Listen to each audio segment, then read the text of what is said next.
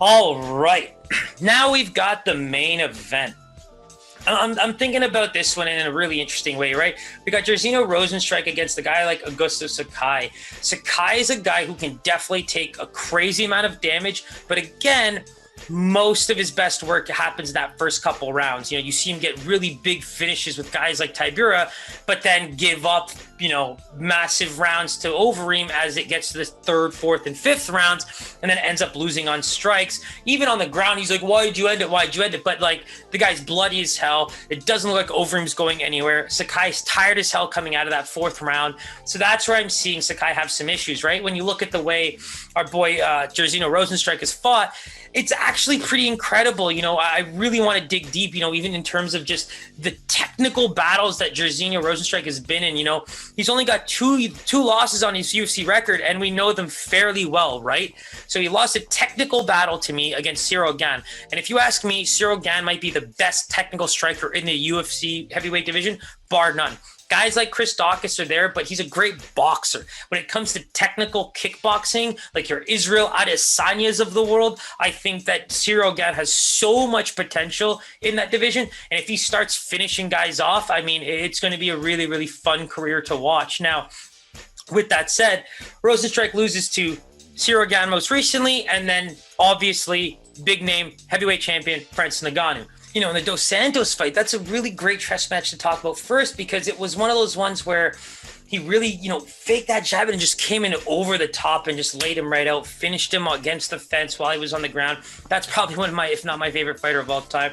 And that was hard to watch. But again, for me, it's when you watch Rozenstruik fight, the reason why I've gone back and watched him so detailed, because it's crazy to see in that short period of time of just 11-2 as a heavyweight, who he's been able to get into these chess matches with. And the thing about Ngannou is you only get a certain amount of time to prove yourself or understand his game, right?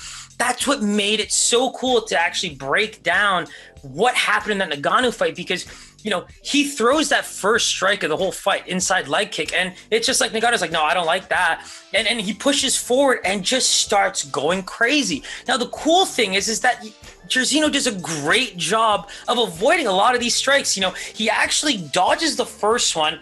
Ngannou's coming at him basically like this with alternating strikes, same power from both hands. And first time, Jairzinho goes this side, comes back, goes this side, tries to throw another inside leg kick. So now Jairzinho's on one leg and still trying to dodge these blows, and he does a great job, but then he gets right back into the fence.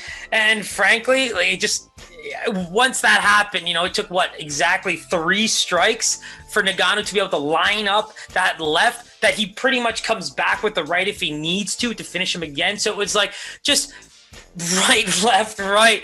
And then, the moment that pretty much happened against the fence, it was over for Jairzinho. So the cool thing about that is, as much as we believe that every single one of those strikes would have killed anybody on the planet for the most part, that's where you have to almost give props to Jairzinho Rozenstruik, because literally after letting the first strike of the fight, those 3 punches, which are pretty much bombs getting thrown at anybody, he did a great job of avoiding them, but then just got backed up into the fence. I think he made a bad decision by trying to throw that leg kick. When he dodged that first 2, get on your bike and run. We've seen guys do that, literally. You kind of just played right into it, because like I said, 3 punches, Ngannou lined that up and just boom, ended it.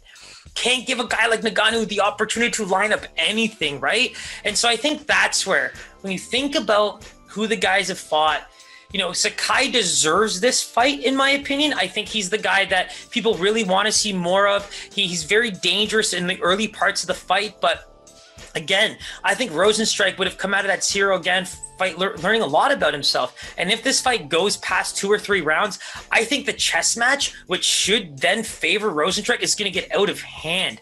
I think that if the damage is even half of what happened to, Overeem, it's over. I think that it's really tough to side with Sakai in a fight where you saw him dominate Overeem so much, but then lose to, just that pure technique. And I'm giving Rozenstruik a lot of credit right now for what he's been able to pull off in an 11-2 record when comparing to a heavyweight like Alistair Overeem, who could be a pound for pound MMA great.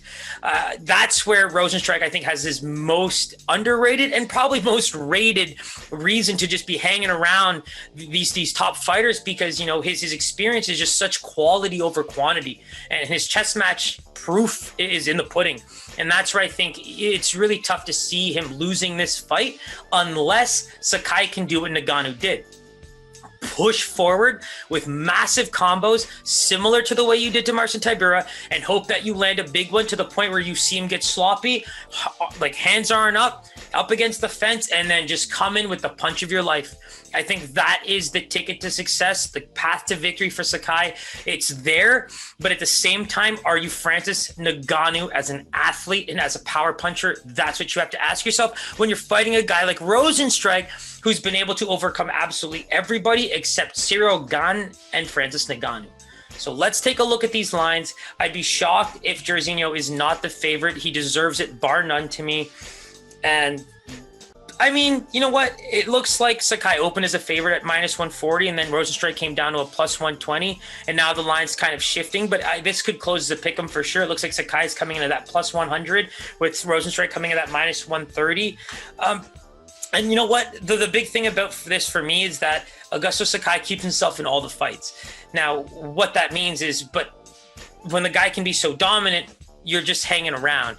The Overeem, fight, the Ivanov, that was a split win. And, that was a fight where I think he kept Ivanov in the fight, right? So I think that was one where, if you're comparing it to a guy like Rozenstruik, who should be the better athlete now, who's coming off a big loss where he has a lot to learn, 5-round fight, technical battle, couldn't find good rhythm, chess battle for days, he's going to have a bit more of an advantage here. And, with that said, it looks like a lot of these lines are moving across the board. The boys at Bet365 are definitely on something. I'm not sure what that is, but like I said, if there's anyone on here already that you're feeling, by all means, go check that out. And so, from top to bottom, we've got such a great card. I think there's a lot of line movement, things like that make it exciting for the gambling folk. And even if you're not the gambling type, that should just give you a lot of good indications of just how close some of these fights are, or where you can expect certain things to go. That's why I think the keys to victory and paths to success are so important to look at. I save you the time of researching all that stuff, because that's where, if either or fighter is going to win, those are usually the only areas that they can pull things off, unless you see those plus 1,400 submission wins come into play sometimes. But that's where I feel like I'm hoping to do my part for the love of the sport, for the love of the game, for the love of the fighters, the coaching, all of that stuff.